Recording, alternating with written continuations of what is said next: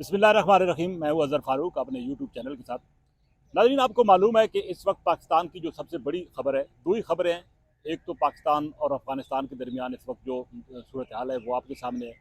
एक तहरीक लब्बैक पाकिस्तान, उसने वो एक हुकूमत के लिए दर्द सर बनी हुई है। लाहौर से जो काफ़िला चला था वो तितर बितर हुआ बुरीदके के पास।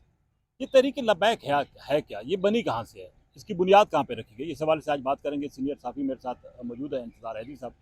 हैदी साहब, ये बताएं कि ये कहा जाता है कि इसकी जो बुनियाद है, वो बुनियादें जो खोदी गई हैं वो तो आपके इलाके से हैं। तो इसकी थोड़ा सा बताएंगे कि तहरीक लब्बैक की बुनियाद कैसे पड़ी और किसने इसकी बुनियाद रखी थी? असल में बहुत शुक्रिया अज़हर फ़ारूक साहब।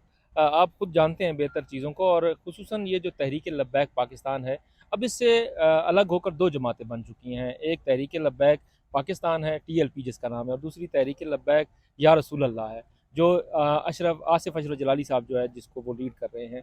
ये पहले एक ही तंजीम थी, एक ही जमात थी। ये असल में रद्द अमल में बनी थी, और आपको याद होगा मुमताज़ कादरी वाला इशू आपको याद होगा कि गवर्नर पंजाब का कत्ल हुआ था, और उसके बाद मुमताज़ कादरी को फांसी हुई थी, और उसके बाद जो जिस तरह सूरत हाल बनी वो उस रद्द अमल में ये एक मूव हुई थी, और उस मूव को फिर बाद में एक तहरीक का नाम दिया गया। फिर ये सारे उलमा जो हैं, खुसूसन बरेलवी उलमा, ये इकट्ठे हुए और फिर उन्होंने एक एहतजाजी लाएअमल इख्तियार किया, और ये फिर खादिम फैज़ाबाद। रिजवी साहब कैसे इसमें शामिल ये हुए? खादिम रिजवी साहब असल में चूँकि ये एक शोला बयां मुकर्रर थे, और रहमतुल्लिल आलमीन मस्जिद लाहौर में वहाँ पे ये ख़तीब थे, और इनकी शोला बयानी बहुत मशहूर थी। अच्छा, इसके साथ साथ एक चीज़ और है कि खादिम रिजवी साहब की पहले ही जो बरेलवी मकतब फ़िक्र है उनमें बहुत से लोगों के साथ इनकी नहीं बनती थी। खुसूसन अगर यहाँ की बात करें तो गोल्डे के जो पीर हैं, उनके साथ जो मौजूदा गद्दी है उनके साथ इनके बहुत इख्तलाफात रहे हैं, और उसके ऊपर भी एक वहाँ पे फड्डा हुआ था। बहरहाल अब ये एक अलग बहस है। लेकिन उन्होंने बहरहाल कैप्चर तो कर लिया ना, बहुत बहरहाल सारी उसके बाद फिर फॉलोइंग। ये तहरीक लब्बैक पाकिस्तान को बाकायदा तौर पर कैप्चर जो है फिर वो खादिम रिजवी साहब ने ऐसे किया कि उन्होंने पै दर पै, जैसे हम कहें ना कि बार बार उन्होंने आके फैज़ाबाद के मकाम पर धरना दिया। वो मियाँ नवाज शरीफ का दौर हो, वो इमरान खान का दौर हो, या फिर PDM का दौर लेकिन उन हो। ये धरनों से इनको कुछ हासिल हुआ? मेरा ख्याल है कि लब्बैक एक चीज़ जो हासिल की है खादिम रिजवी साहब ने, और वो ये है कि इनकी जो फ़ैन फॉलोइंग थी वो बहुत ज़्यादा बड़ी।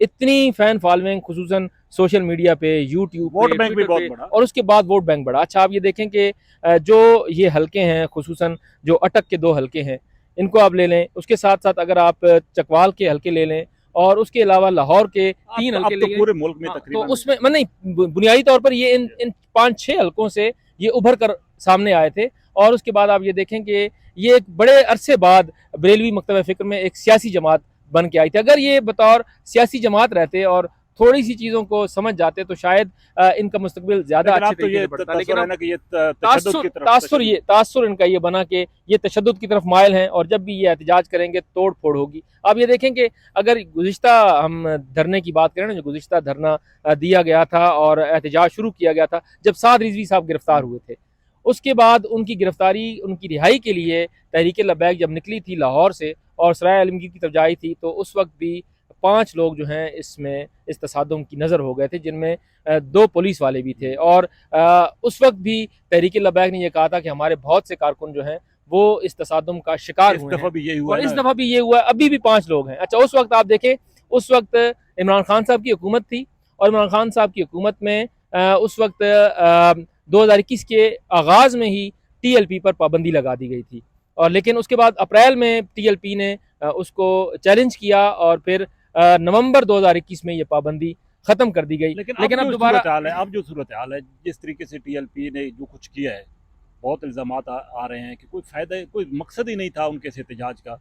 अब इसका मुस्तकबिल आप क्या देख रहे हैं? अभी जो सूरत हाल बन रही है, ऐसा लग रहा है कि TLP पर दोबारा पाबंदी लगने जा रही है, क्योंकि तमाम जो चीज़ें हैं वो सामने आ रही हैं कि जैसे TLP से जो मुंसलिक थे मदारिस, उनको बंद किया जा रहा है। उसके अलावा उनके दफातर पर छापे पड़ रहे हैं। अच्छा, अब तकरीबन करोड़ों रुपए बरामदगी की जो इतलात हैं वो आ रही हैं।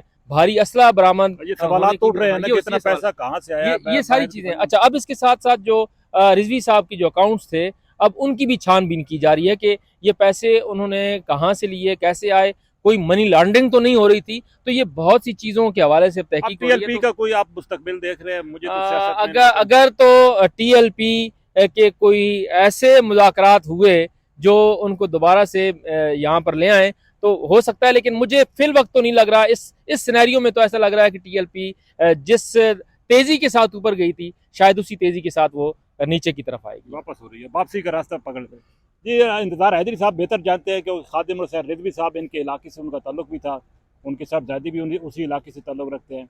ये एक आम अब राय यही पाई जाती है इस वाक़े के बाद कि जैसे कि हैदरी साहब ने बताया कि जिस अंदाज से जिस तरीके से टीएलपी ऊपर गई थी उसी तरीके से वापस भी अब जाने का उसका ख़तरा है।